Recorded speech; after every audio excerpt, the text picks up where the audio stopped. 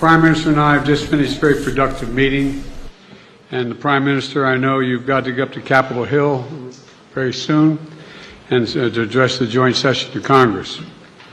It's a testament to the strong and enduring and thoroughly bipartisan support that exists all across the United States for the friendship and partnership between India and the United States that they're anxiously waiting to hear you up on Capitol Hill. A partnership that is among the most consequential in the world, that is stronger, closer, and more dynamic than any time in history. Mr. Prime Minister, we've met many times over the past few years, most recently in Hiroshima at the G7 summit, and each time I was struck by our ability to find new areas of cooperation. Together, we're unlocking the shared future of what I believe to be unlimited potential.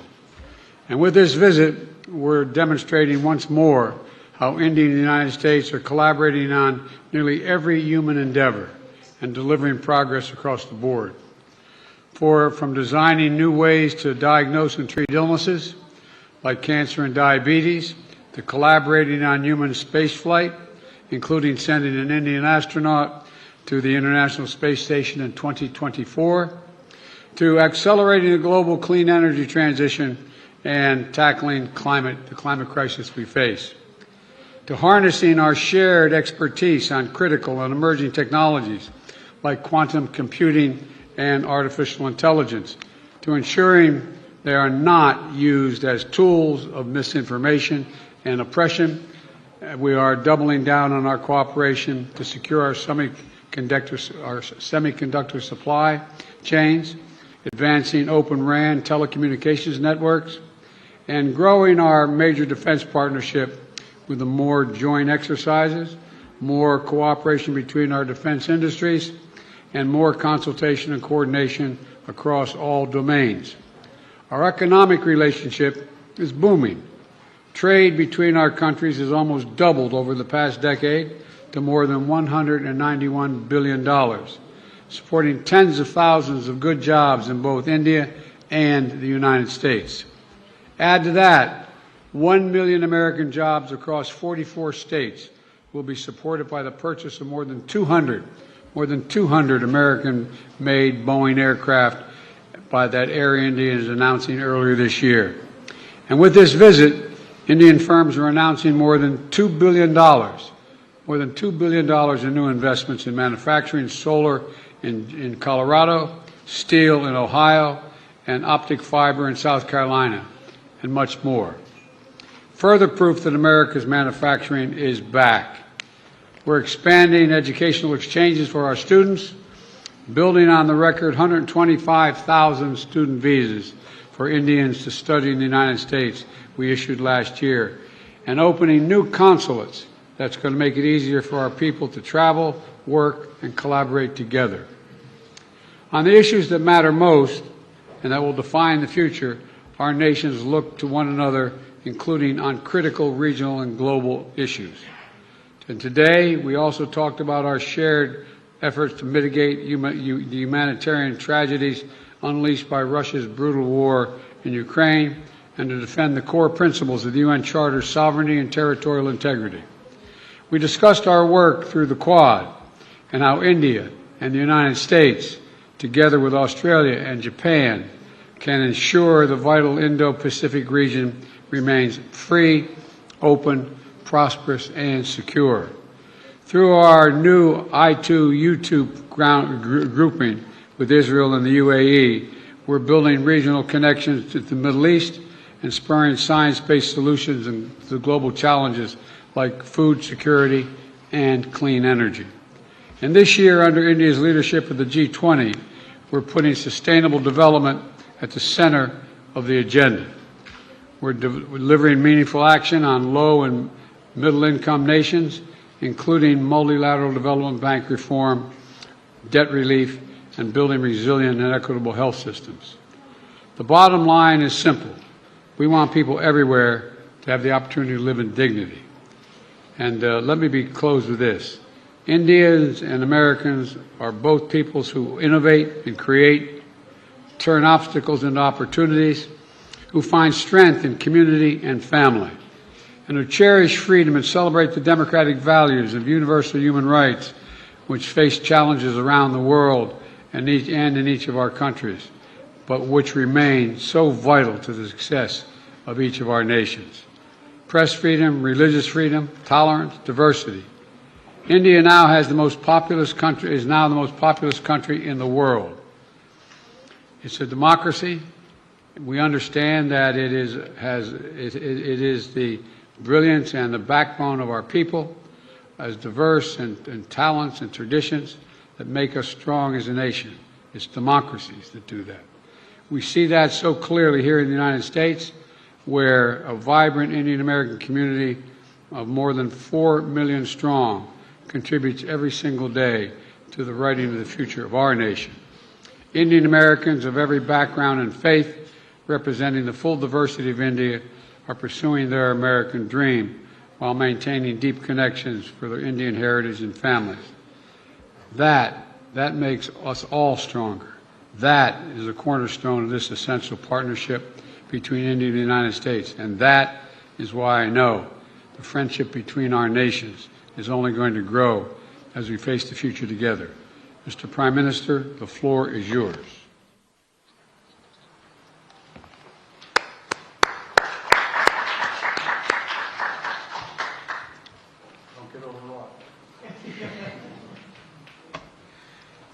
Your excellency राष्ट्रपति Biden, दोनों देशों के delegates, media के साथियों, नमस्कार।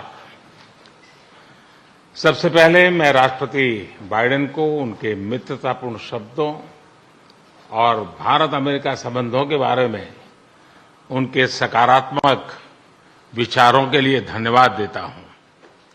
Friends, आज का दिन भारत और अमेरिका के संबंधों के इतिहास में एक विशेष महत्व रखता है। आज की हमारी चर्चा और हमारे द्वारा लिए गए महत्वपूर्ण निर्णयों से हमारी कॉम्प्रिहेंसिव ग्लोबल स्ट्रेटेजिक पार्टनरशिप में एक नया अध्याय जुड़ा है। एक नई दिशा और नई ऊर्जा मिली है। फ्रेंड्स, भारत अमेरिका की व्यापार और निवेश साझेदारी दोनों देशों के लिए ही नहीं, बल्कि वैश्विक अर्थव्यवस्था के लिए भी महत्वपूर्ण है। आज अमेरिका भारत का सबसे बड़ा ट्रेड पार्टनर है। हमने निर्णय लिया है कि व्यापार से जुड़े लंबित मुद्दों को समाप्त कर नई शुरुआत की जाए।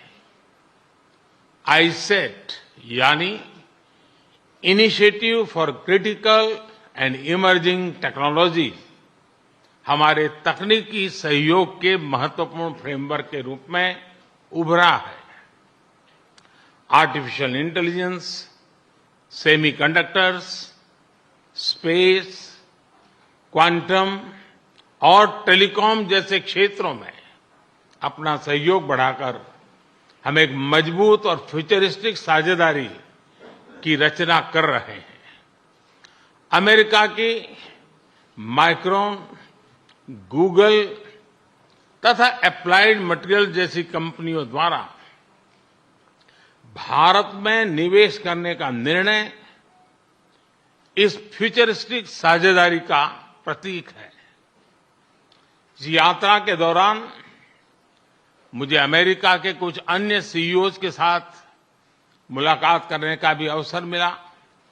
उनके साथ हुई चर्चाओं में भी मैंने भारत के प्रति उत्साह और एक सकारात्मक सोच महसूस किया। हम दोनों सहमत हैं कि हमारी स्ट्रैटेजिक टेक्नोलॉजी पार्टनरशिप को सार्थक करने में गवर्नमेंट्स, बिजनेसेस और एकेडमिक इंस्टीट्यूशंस का साथ आना बहुत महत्वपूर्ण है।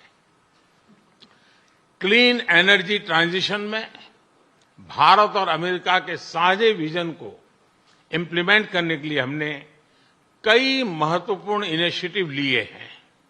इसमें green hydrogen, wind energy, battery storage, carbon capture जैसे क्षेत्र शामिल है।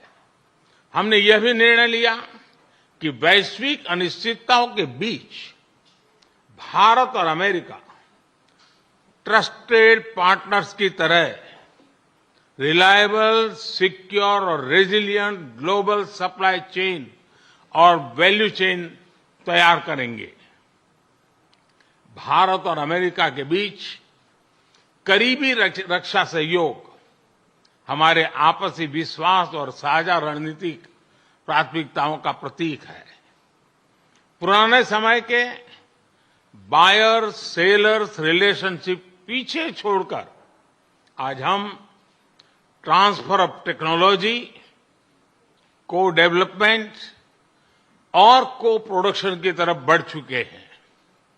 जनरल इलेक्ट्रिक द्वारा भारत में टेक्नोलॉजी ट्रांसफर के माध्यम से इंजन बनाने का निर्णय एक लैंडमार्क एग्रीमेंट है। इससे दोनों देशों में रोजगार के नए अवसर भी खुलेंगे। यह आने वाले समय में हमारे रक्षा सहयोग को एक नया स्वरूप देगा। इस सहयोग में दोनों देशों के रक्षा उद्योग और स्टार्टअप्स महत्वपूर्ण पार्टनर्स हैं। उन्हें आपस में जोड़ना हमारे डिफेंस इंडस्ट्रियल रोडमैप का मुख्य उद्देश्य है। स्पेस साइंस और टेक्नोलॉजी में हमारा गहरा और वर्षों पुराना सहयोग रहा है। आज हमने आर्टेमिस अकॉर्ड्स में शामिल होने का निर्णय लेकर हमारे स्पेस कोऑपरेशन में एक लंबी उड़ान भरी है।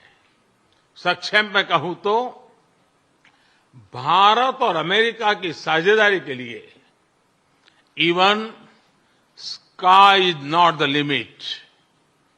फ्रेंड्स, हमारे संबंधों का सबसे महत्वपूर्ण स्तंभ हमारे पीपल टू पीपल टाइज है। भारतीय मूल के 40 लाख से भी ज्यादा लोग आज अमेरिका की प्रगति में महत्वपूर्ण योगदान दे रहे हैं। आज सुबह व्हाइट हाउस में इतनी बड़ी संख्या में भारतीय लोगों की उपस्थिति इस बात का प्रमाण है कि इंडियन अमेरिकन्स हमारे संबंधों की असली ताकत है। इन संबंधों को और गहरा करने के लिए हम अमेरिका द्वारा बेंगलुरु और अहमदाबाद में कॉन्सुलेट्स खोलने के निर्णय का स्वागत करते हैं। उसी तरह सिएटल में भारत का नया कॉन्सुलेट खोलेंगे। फ्रेंड्स, आज की बैठक में हमने कई क्षेत्रीय एवं वैश्विक मुद्दों पर चर्चा की। इंडो पैसिफिक में शांति और सुरक्षा यह हमारी साझा प्राथमिकता है। हम एकमत है कि इस क्षेत्र का विकास और सफलता पूरे विश्व के लिए महत्वपूर्ण है। हमने क्वाड पार्टनरशिप के साथ मिलकर इस क्षेत्र के सभी देशों के साथ अपना समन्वय बढ़ाने पर विचार साझा किए। आतंकवाद और कट्टरवाद के खिलाफ लड़ाई में भारत और अमेरिका कंधे से कंधा मिलाकर चल रहे हैं।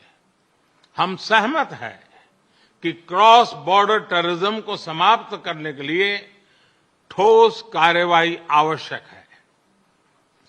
कोविड महामारी और यूक्रेन संघर्ष से ग्लोबल साउथ के देश विशेष रूप से पीड़ित हुए हैं।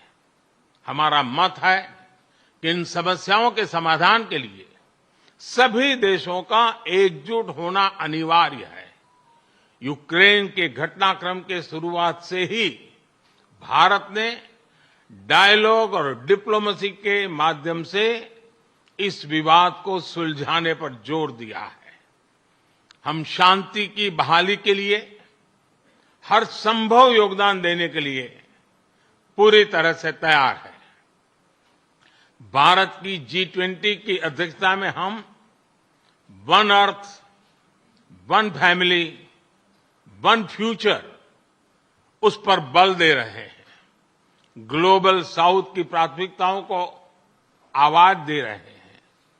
मैं राष्ट्रपति बाइडेन का धन्यवाद करता हूं कि उन्होंने अफ्रीका को G20 का पूर्ण सदस्य बनाने के मेरे प्रस्ताव पर समर्थन जताया है। फ्रेंड्स, हमारे सभी साझे प्रयासों का मूल मंत्र है लोकतंत्र और लोकतांत्रिक मूल्यों तथा व्यवस्थाओं को सशक्त करना। विश्व के दो सबसे बड़े लोकतंत्र भारत और अमेरिका मिलकर विश्व शांति, स्थिरता, समृद्धि में महत्वपूर्ण सहयोग दे सकते हैं।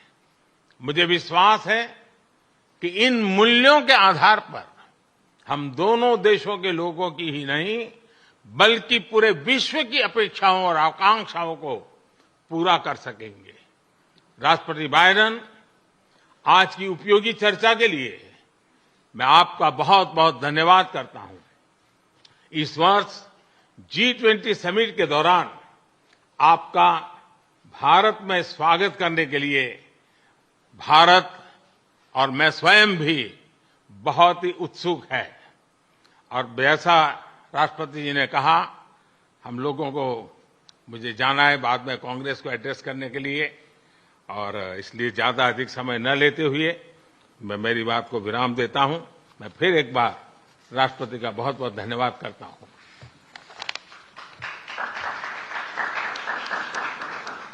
Well, the Congress is actually waiting and anxiously waiting to hear you. I'm told there are two questioners, Sabrina from the Wall Street Journal and Kumar from the Trust of India. And Sabrina, you first. Thank you, Mr. President. I have a question for the Prime Minister, but first a two-part question for you. Your comments at a fundraiser this week appear to be the first time in recent memory that a sitting U.S. president has called a Chinese leader a dictator. Did those comments about President Xi undermine or complicate the progress your administration has made in maintaining a relationship with China? And secondly, on India, as you raise these broader issues of human rights and democracy, what is your message to those, including some members of your own party, who say that your administration is overlooking the targeting of religious minorities and crackdown on dissent in Prime Minister Modi's country? The answer to your first question is no. When we're talking to our allies and partners around the world, including India, we let the idea of my choosing and avoiding saying what I think is the facts with regard to the relationship with India, with China, is just not something I'm going to change very much. I think I believe that, and I've said this for some time, that the hysteria about the relationship with China is collapsing and moving, et cetera, we had an incident that caused some confusion, you might say. But Secretary Blinken had a great trip to China. I expect to be meeting with President Xi sometime in the future, in the near term, and I don't think it's had any real consequence. And what was your second question? So as you raise these broader issues of human rights and democracy, what is your message to those, including some members of your own party, who believe that your administration is overlooking the targeting of religious minorities and a crackdown on dissent in India? Well, look, the Prime Minister and I had a good discussion about democratic values, and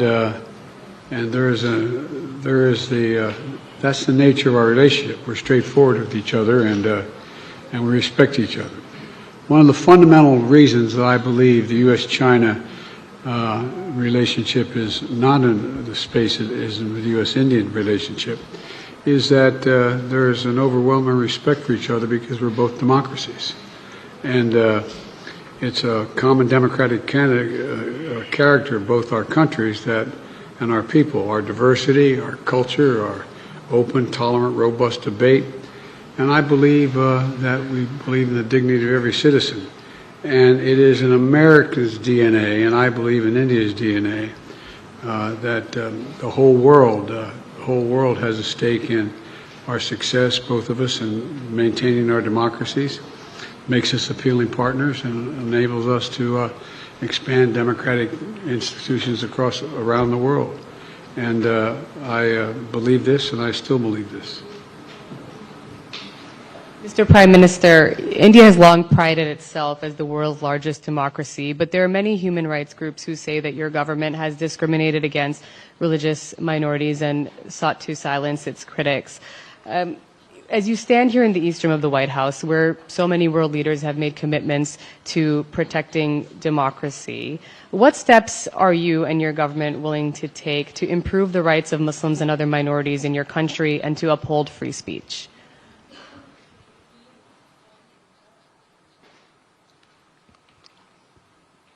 मुझे आश्चर्य हो रहा है कि आप कह रहे हैं कि लोग कहते हैं नहीं, भारत डेमोक्रेसी है।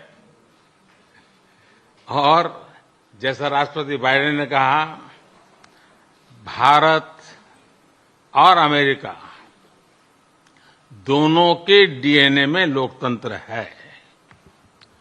लोकतंत्र हमारा स्पिरिट है, लोकतंत्र हमारी रगों में है, लोकतंत्र को हम जीते हैं और हमारे पूर्वजों ने उसको शब्दों में ढाला है संविधान के रूप में।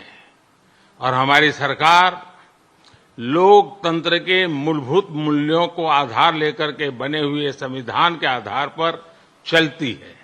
और हमारा संविधान और हमारी सरकार, और हमने सिद्ध किया है डेमोक्रेसी कैन डिलीवर। और जब मैं डिलीवर कहता हूं तब कास्ट, क्रीड, रिलीजन, जेंडर, किसी भी भेदभाव को वहां जगह नहीं होती है। और जब हम लोकतंत्र की बात करते हैं तब अगर ह्यूमन वैल्यूज नहीं है, ह्यूमैनिटी नहीं है, ह्यूमन राइट्स नहीं है, फिर तो वो डेमोक्रेसी है ही नहीं। और इसलिए जब आप डेमोक्रेसी कहते हैं, जब डेमोक्रेसी को स्वीकार करते हैं और जब हम डेमोक्रेसी को लेकर के जीते हैं, तब डिस्क्रिमिनेशन का कोई सवाल ही नहीं उठता है। और इसलिए भारत सबका साथ, सबका विकास, सबका विश्वास, सबका प्रयास, उन मूलभूत सिद्धांतों को लेकर के, और इसलिए हम चलते हैं। भारत में सरकार के जो बेनिफिट्स हैं वो एक्सेस टू ऑल है, जो भी उसके हकदार हैं उन सबको मिलते हैं। इसलिए भारत के लोकतांत्रिक मूल्यों में कोई भेदभाव नहीं है, न धर्म के आधार पर, न जाति के आधार पर, न उम्र के आधार पर, न भूभाग के आधार पर।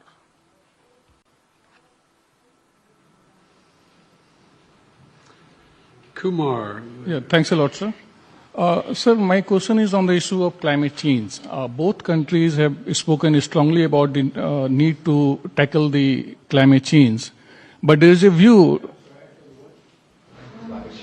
I'm sorry. Yeah, both countries have spoken about the challenge of climate change, but there is a view that ambitious targets are set, but implementation is found often lacking. And there is also a criticism of lack of technological transfer, financial transfer from the developed countries to the developing nations.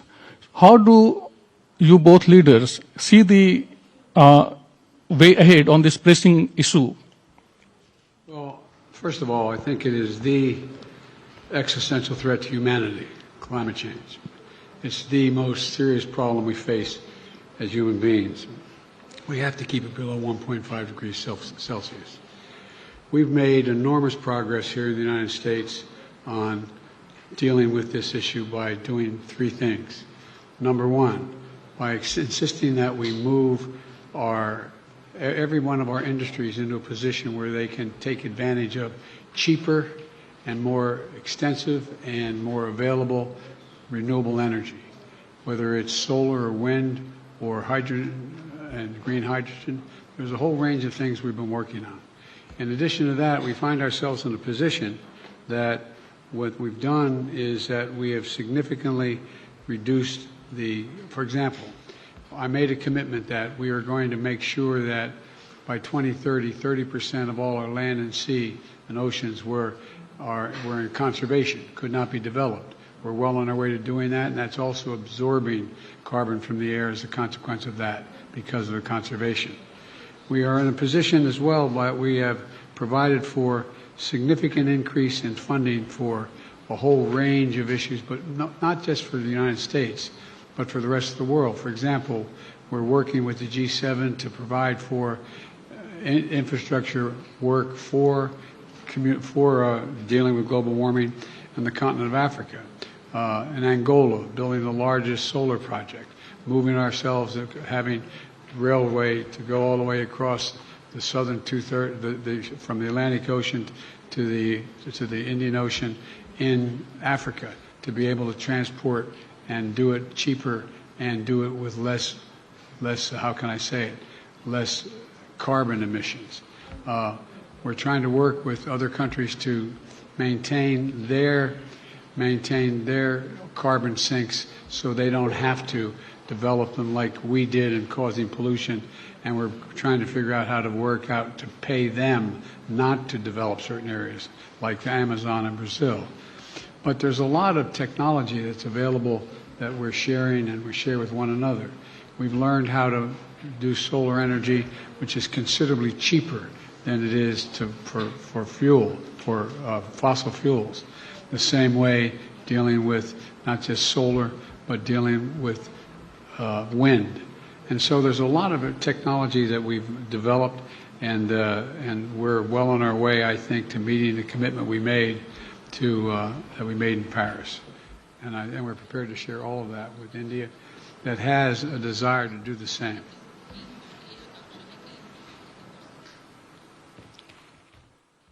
Excellency, आपने सही कहा। जहां तक भारत का सवाल है, environment, climate, ये हमारे सांस्कृतिक परंपरा में अत्यंत महत्वपूर्ण स्थान है उसका। हमारे लिए एनवायरमेंट ये आर्टिकल ऑफ फेथ है। ये कन्वीनियंस के कारण करने का हमारा काम नहीं है, हम ये मानते हैं। हम एक्सप्लॉयटेशन ऑफ नेचर में विश्वास नहीं करते हैं। पूरे सृष्टि को चलाने के लिए मिल्किंग ऑफ नेचर तक तो चल सकता है, लेकिन एक्सप्लॉयटेशन ऑफ नेचर नहीं चल सकता है। हम इस पक्ष में रहे हैं और उसी के मूलभूत आधार पर भारत अपने लिए करता है, इतना ही नहीं, हम कुछ ग्लोबल इनिशिएटिव भी ले रहे हैं। आपको मालूम है, G20 देशों ने पेरिस में जो प्रॉमिस किया था, सभी G20 देशों में अकेला हिंदुस्तान है जिसने पेरिस में जो प्रॉमिस किए थे वो सारे प्रॉमिस पूरे किए हैं। इतना ही नहीं, सोलर एनर्जी के क्षेत्र में हमने ग्लासगो में रिन्यूएबल एनर्जी के क्षेत्र में 500 गीगावाट का टारगेट रखा है। हमने 2030 तक भारत की रेलवे का नेट जीरो का लक्ष्य रखा है।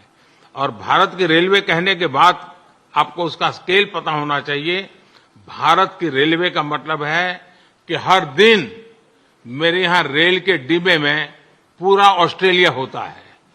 इतना बड़ा मेरा देश है और वहां मैं 2030 तक रेलवे को नेट जीरो लेकर के चल रहा हूं। उसी प्रकार से जो हमने सोलर एनर्जी के टारगेट तय किए थे, हमने इथेनॉल के टारगेट तय किए थे 10% का, वो समय से पहले पूरा कर दिया। हम 20% इथेनॉल ब्लेंडिंग की दिशा में आगे बढ़ रहे हैं। हम ग्रीन हाइड्रोजन को इनिशिएट कर रहे हैं और भारत ग्रीन हाइड्रोजन हब बने, उस दिशा में हम काम कर रहे हैं। हमने दुनिया के लिए इंटरनेशनल सोलर अलायंस उसका हमने लॉन्च किया और आज दुनिया के कई देश उसमें भारत के साथ मिलकर के आगे बढ़ रहे हैं। हमने जो आइलैंड कंट्रीज है उनको स्पेशली सोलार के क्षेत्र में मदद करके उनको एक नया विश्वास दिया है कि हम आपकी कठिनाइयों में आपके साथ हैं। भावी किसी भी संकट के लिए हम आपकी चुनौती को पार करने के लिए हमारी जिम्मेवारियां निभाएंगे, आपको भी मदद करेंगे। हम वो देश हैं जिसने एक और नया क्षेत्र हाथ लिया है। हम देख रहे हैं कि नेचुरल कैलेमिटी के कारण आज मनुष्य मृत्यु की चर्चा तो होती है, लेकिन इंफ्रास्ट्रक्चर का इतना नुकसान होता है जो 50-50 साल तक भरपाई नहीं हो सकता। और इसलिए ये जो क्लाइमेट चेंज के कारण जिस प्रकार का संकट आ रहा है, तो ऐसा इंफ्रास्ट्रक्चर बनना चाहिए जिसमें रेजिलियंस हो। और इसके लिए CDRI हमने एक ग्लोबल ऑर्गेनाइजेशन को जन्म दिया है। और आपको पता होगा, मैंने ग्लासगो के अंदर एक विषय रखा है दुनिया के सामने, और जिसको पिछले दिनों UN सेक्रेटरी जनरल और मैंने उसको लॉन्च किया है, वो है मिशन लाइफ। और जब मैं लाइफ कहता हूं तब life style for environment. Her individual को प्रो क्लाइमेट, प्रो एनवायरमेंट अपना जीवन जीने का तरीका डेवलप करना होगा। इतने बड़े संकट के लिए उस दिशा में भी हम काम कर रहे हैं। और मुझे विश्वास है कि भारत ने जो आज इन क्षेत्रों में काम शुरू किया है, इसलिए नहीं कि भारत ने दुनिया के एनवायरमेंट को बुरा किया है, लेकिन हम इसलिए कर रहे हैं कि हमारी भावी पीढ़ी की हमें चिंता है। हम हमारी भावी पीढ़ी को ऐसा विश्व नहीं दे सकते हैं कि जिसके लिए उसके लिए जीना कठिन हो जाए। और इसलिए एक ग्लोबल रिस्पांसिबिलिटी के रूप में भारत ने खुद ने कुछ बुरा नहीं किया है तो भी अच्छा करने में, योगदान देने में हम अग्रिम भूमिका निभा रहे हैं और हम आगे भी निभा रहेंगे। जहां तक समृद्ध देश हैं, लगातार चर्चा रही है, टेक्नोलॉजी ट्रांसफर हो, फाइनेंशियल मदद हो, और धीरे धीरे विश्व भी मन बना रहा है कि जो देश इसमें करना चाहते हैं उनको टेक्नोलॉजी की मदद मिले, उनको फाइनेंशियल मदद मिले। हम प्रतीक्षा कर रहे हैं कि जितना जल्दी इस विषय में आगे बढ़ेंगे, दुनिया को इस संकट से हम जल्दी से मुक्त कर पाएंगे। धन्यवाद। Let me add one thing to that. We have caused damage in the United States the way we've developed over the last 300 years. And that's why I was able to convince my colleagues in the Congress to pass legislation, the largest climate fund ever in American and the world history, $369 billion. $369 billion to deal with the climate crisis. And we're doing it extensively now, and I think you're going to see significant progress. Thank you all very, very much.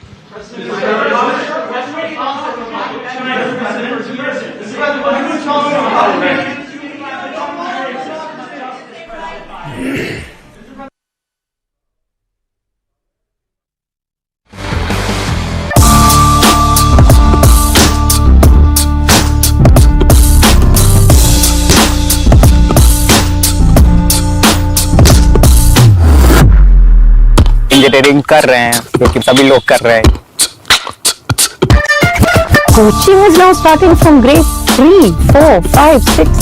Kota जाने वाली बीच राह में आधे test देके हैं selection की चाह में। ऑल इंडिया का बच्चा कोटा जाता है। This rat race is for rats, not for humans. So why should we even be a part of it? The Rat Race. This and more streaming on world's first news OTT, News 9 Plus. Download now.